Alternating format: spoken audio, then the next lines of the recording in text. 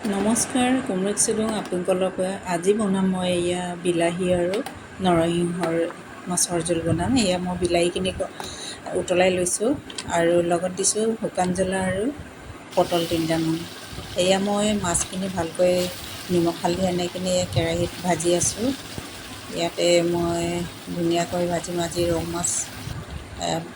ৰৌ নহয় বাহু মাছ পাইছিলোঁ।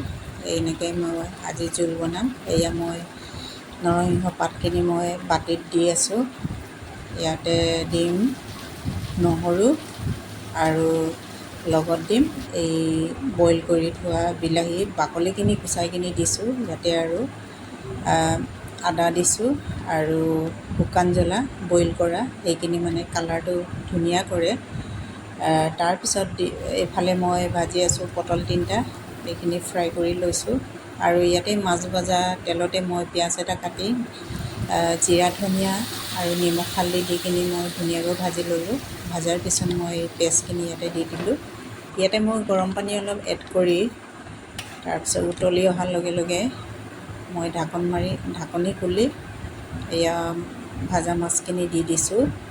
এয়া মোৰ বনোৱা প্ৰণালীটো আপোনালোকৰ কেনেকুৱা লাগিলে কমেণ্ট দিব, লাইক কৰিব আৰু ফ'ল' কৰিব। এয়া এনেকৈ আপোনালোকেও বনাই খাব। এয়া ওপৰত দিলোঁ মই এই পটল ভাজাখিনি। এইফালে মই থালি ৰেডি কৰিছোঁ। এয়া মোৰ থালি হৈয়ে গ'ল।